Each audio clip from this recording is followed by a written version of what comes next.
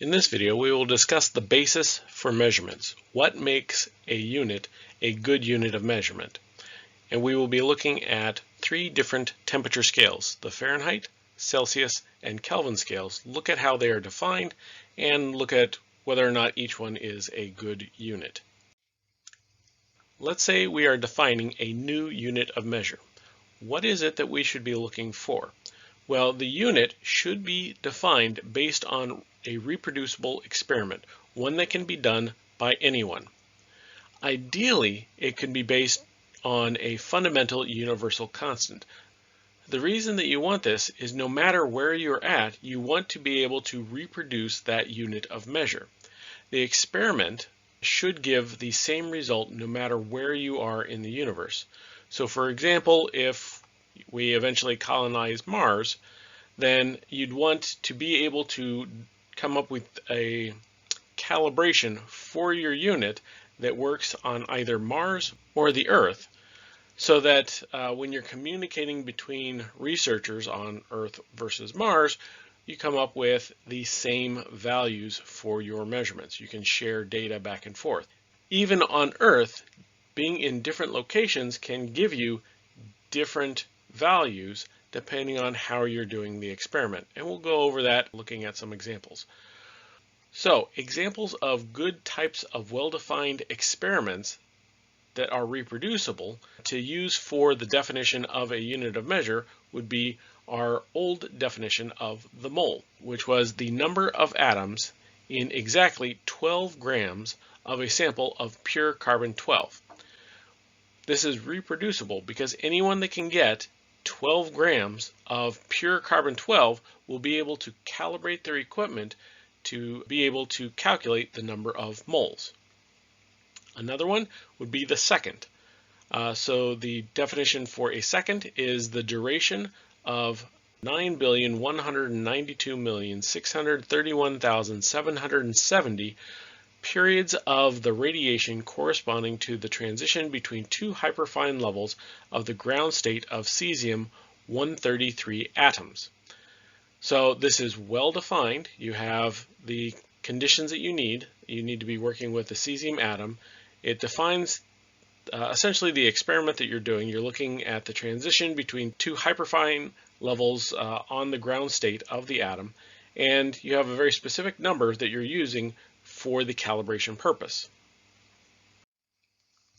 Now there are three primary temperature scales that get used throughout the world. There is the Fahrenheit, the Celsius, and the Kelvin scale. For Fahrenheit, water boils at about 212 degrees Fahrenheit.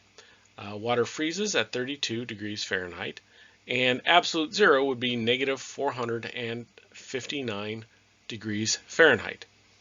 For the Celsius scale, water boils at 100 Celsius or 100 degrees Celsius, water freezes at 0 degrees Celsius, and absolute zero is negative 273 degrees Celsius. Now for Kelvin, we don't actually use the term degree Kelvin, it's just Kelvin. So water boils at 373 Kelvin, water freezes at 273 Kelvin, and absolute zero is 0 Kelvin. We can convert between the various units based on some fairly simple equations. So to go from Celsius to Kelvin, the gradation between 1 degree Celsius and 1 Kelvin unit are the same. So if you increase your temperature by 1 degree Celsius, you're increasing your temperature by 1 Kelvin. The difference between Kelvin and Celsius is that the value for Kelvin is 273.15 higher than for Celsius. So 0 degrees Celsius is 273.15 Kelvin. A couple examples. The body temperature, our normal body temperature is about 37.0 degrees Celsius. So we would take that value plus 273.15 and come up with the body temperature in Kelvin of 310.15 Kelvin. Liquid nitrogen boils at 77 Kelvin. So to take this value and convert it into Celsius, we would do the reverse process of up here. We would essentially subtract 273 from both sides, giving us the temperature in Kelvin minus 273.15 is equal to our value in Celsius. So we would take our 77 Kelvin minus 273.15, giving us negative 196 degrees Celsius. We can also go between Celsius and Fahrenheit, and Kelvin and Fahrenheit, though to go between Fahrenheit and Kelvin to Fahrenheit, you typically go Fahrenheit to Celsius and then Celsius to Kelvin, or Kelvin to Celsius, Celsius to Fahrenheit. So the more common conversion is between the Celsius and Fahrenheit. So to go from Celsius to Fahrenheit, we would use the equation 1 degree Fahrenheit is equal to 1.8 times your degrees in Celsius plus 32. So let's say, for example, your younger brother has a temperature of 40 degrees Celsius. What is the final temperature in Fahrenheit? Well, you take the temperature in Celsius, multiply by 1.8, so 1.8 times 40, and then you would add 32 to that. So that would give you a 104.0 degrees Fahrenheit. Let's now look at two temperature scales, the Fahrenheit versus the Celsius, and look at how they are defined and rate them based on our definition of a good unit definition, which is that it needs to be based on a reproducible experiment that will give the same results no matter where you are. So the Fahrenheit scale was developed by Fahrenheit and is based on the old Romer scale, in which brine freezes at 0, water freezes at 7.5, and body temperature is 22.5. One of the problems we have here is that brine is a solution of a salt and water. Different salts are going to have different concentrations, and this will affect where the water will freeze. So depending on the concentration of the brine, you'll get a different freezing point for water. Now there are multiple tales for how Fahrenheit developed his scale, and one states that in replacing this 0 degrees for brine, he used instead 0 Fahrenheit was defined as being the coldest temperature measured in Danzig, Poland in 1709 when he was creating his scale. What this does is it means that in order to recreate the Fahrenheit scale, one would need to have a time machine to be able to sample the air temperature at the coldest point in that particular city in 1709.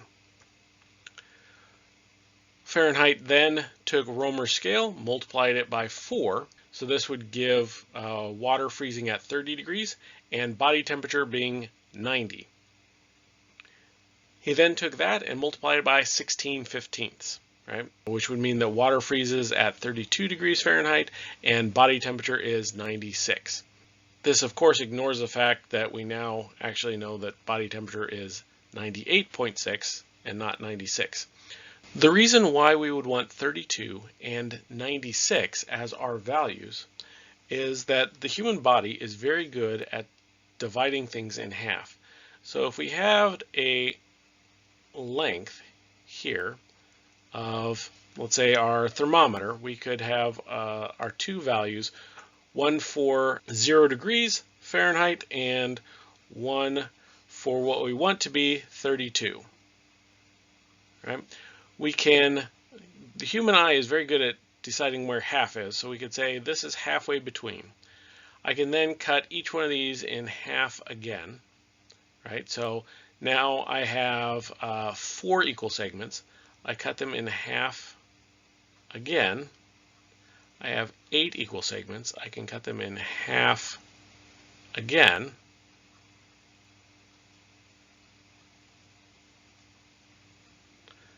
I now have 16 equal segments, and if I cut them in half again, which I'm not going to do for all of them, but you can cut them in half again, right? And what you would get is, if you do this for all of them, you'd have 32 equal segments.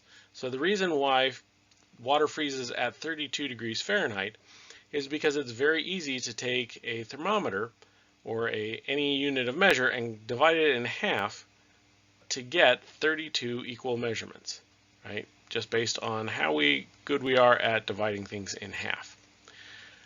So to do that, you need to take your length or your thermometer and divide it in half 5 times. So 32 is equal to 2 to the 5th. We could then get our 96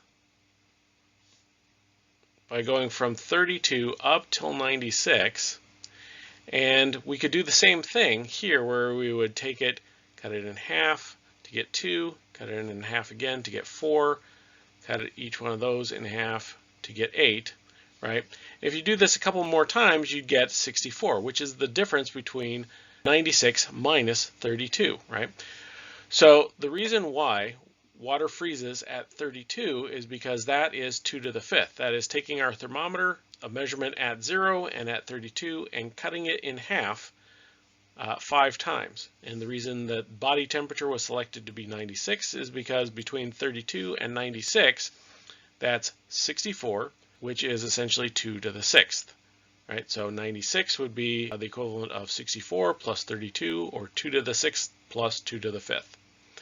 The problem with this, or one of the problems with this, is depending on where you are at, water will freeze at different temperatures. So pressure can affect our freezing point for water.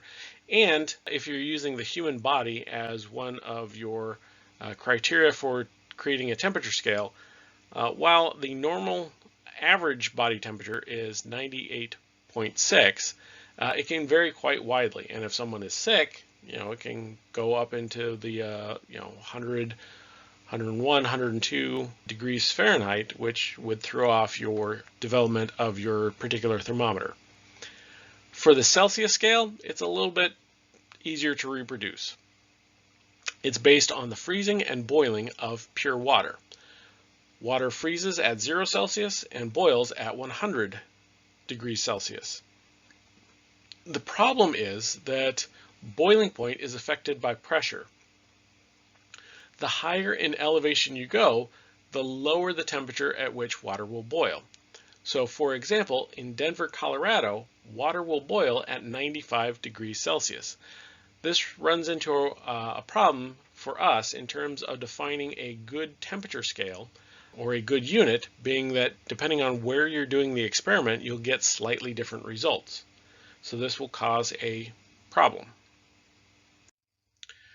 In terms of the Fahrenheit scale, where is it used? US, Bahamas, Belize, Cayman Islands, and Palau are the only countries that still use the Fahrenheit scale. It is a little bit ridiculous unit. How it's defined is not very good. The Celsius scale is better. The reason for Palau is Guam, which is a U.S. territory, is located right next to Palau. And so it's under the Guam's economic influence. Now looking at the Kelvin scale, which is what is used by the vast majority of the scientific community, in order to define any particular linear scale, you need 2 points to define it. What we would want to do is set 0 to be absolute 0. So for the Kelvin scale, we set the 0 to be the coldest temperature possible.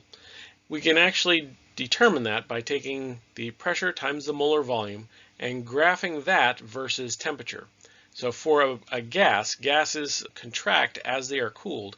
And if you take the series of data from gases, taking the pressure times the amount of volume 1 mole occupies, looking at that at various temperatures, we can actually draw a line back to the point at which there is 0 pressure and 0 volume. This would be essentially the coldest temperature that you could have. And the reason that would be the coldest temperature is you can't have a negative pressure or a negative volume. So 0 here is the limit of our vertical scale. So we can't actually get a temperature that is colder than absolute 0. So that is our first data point. We need a second point. The second point was set as the triple point of water. This is a very particular value for each substance. It is the temperature and pressure combination at which the substance can exist in the form of a solid, liquid, and gas all at the same time, all being at equilibrium. there is only one individual temperature and pressure value for any triple point of any substance.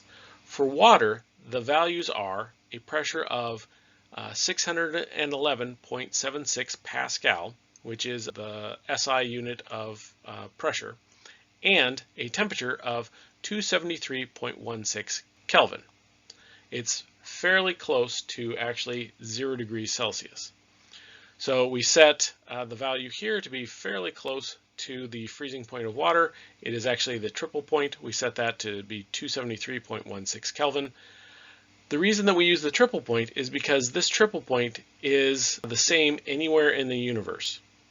Right? So what that means is no matter where you're doing your experiment, as long as you're creating the triple point as one of your reference values for the temperature scale, you're going to get the exact same value, no matter if you're on the Earth, Mars, Pluto, Andromeda Galaxy, it doesn't matter. Wherever you're at, you're going to get the exact same values. 0 Kelvin is 0 Kelvin no matter where you are, and the triple point of water is the triple point of water anywhere in the universe. So what we have is a linear temperature scale that has a well-defined set of experimental parameters that can be used anywhere in the universe to give the exact same value. And this is why the Kelvin scale is the primary one that gets used. In our next video, we will discuss how the Kelvin scale, as well as some of the other units, changed in 2019.